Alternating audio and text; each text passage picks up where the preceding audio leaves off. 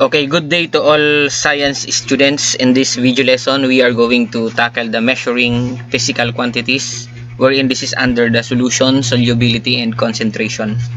Okay, in this video lesson, we are going to identify the different units of measurements in different quantities. Okay, give the meaning of the abbreviated unit of measure shown in column A. In column A, we have TSP. Okay, teaspoon. What about ml? Okay, milliliter. What about G? Small letter G. Okay, gram. What about cm? Centimeter. These are the sample unit of different quantities. So, ml or milliliter is pertaining to volume, gram is pertaining to mass, and centimeter is pertaining to length. Okay, here are some example of instrument used for measuring mass. Okay, we have bathroom scale, kitchen scale in kilogram, and kitchen scale in gram. Okay, we have here beam balance. We have digital for measuring mass. Ayan, mga karaniwang ginagamit na po yan. Okay, pag sa length naman po, measurement of length, we have ruler, we have meter stick. Ito yung ginagamit ng karaniwan ng panday, yung metros. We have protractor. Yung may nakalagay na unit ng centimeter, meter, or inch.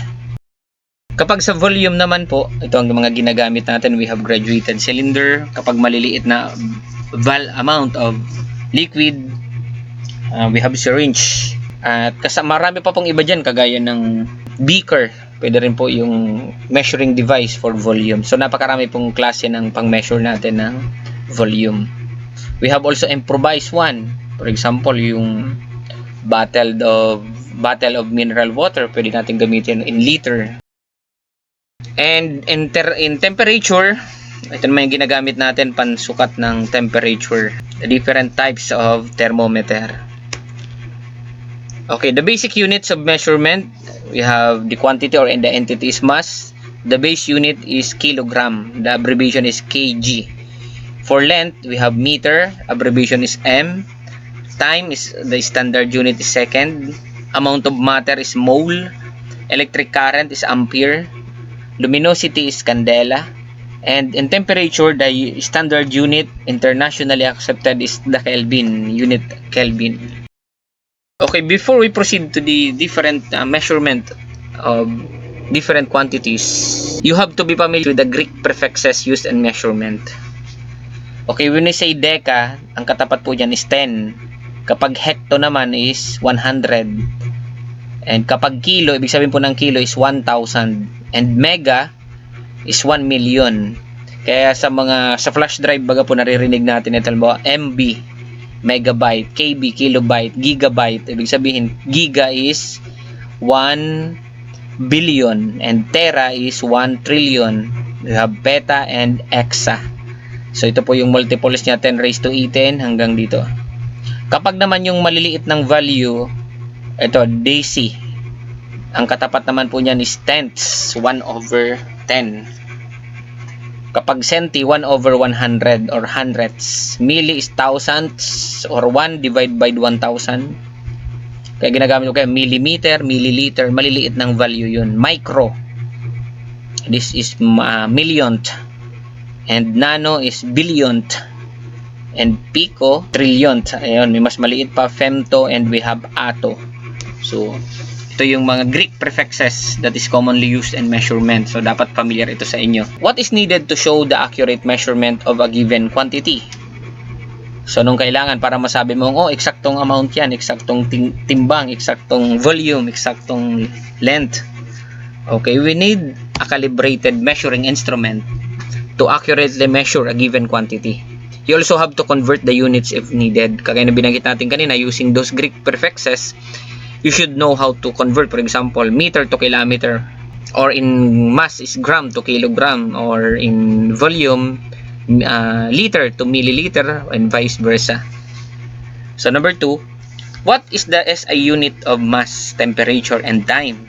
Okay, ang sagot po natin dyan, in mass, kilogram, and temperature, Kelvin, and time is in seconds. So kapag magsosolve po tayo ng mga worded problem sa science and even in mathematics, dapat nasa standard unit of measurement. So kapag ang given is gram, you have to convert that in kilogram. The final answer should be in kilogram. For example, the worded problem, ang given ay Celsius or Fahrenheit, you have to convert that in Kelvin. So the final answer should be in SI unit. And sa time naman is in seconds. What is the official system of units used in our country, in the Philippines? So we are using the SI units of measurement. Okay, we have here some activity. Which is longer? 1,000 km or 1,000 mm? Ano kaya ang mas mahaba? Okay, the answer is 1,000 km. So, sobrang layo po niyan. Kasi nga, yung kilo means 1,000. And the prefix milli means thousandths or 1/1000. Meaning, itong kilometer na ito na 1,000, you are going to multiply to another 1,000. So, 1,000 times 1,000 meter. Kung meter natin inilipat. So, ang katapat po niyan, we have 6 zeros. So, yan ay ilan na? Million. So, million. No? So, 1 million meter ang katapat po niyan. At ito naman, mm na to, kung ililipat mo sa meter, ito po ay magiging divide by 1,000. Ang katapat nito is only 1 meter. So, mas mahaba po ito. Longer itong kilometer in 1,000 kilometer. Okay, number 2. Why did the Philippines adopt the SI units? So, from the meaning of SI, System International Units. So, for the purpose of global standardization and simplification. So, by following the international standard of measurement, the Philippines will cope with the global market and competitiveness. Kung mayroon tayong mga products, mayroon tayong i-import or i-export na products. So, kung naka-standard yung ating measurement na ginagamit, internationally accepted, so, mas magaan sa atin. Okay, number 3. Why do we still use some of the English units such as feet, inches, and degree Celsius in our daily measurement? O, diba sa Pilipinas, nakasanayan natin sa temperature is degree Celsius. And sometimes feet and inches. Yan ang karaniwang nagagamit pa rin natin. So, for familiarity and convenience, some of the unit of measurements were already part of our culture and has a historical value. So, yung English system na ginagamit natin, napakahalaga rin yan in terms of history. O, kagaya dun sa soft drinks, ang karaniwang sanay pa natin, lalo na yung mga medyo maedad na is ounce, 8 ounce, 12 ounce. Yun po ay English system. Okay, for our formal assessment, which of the following units is used to measure length?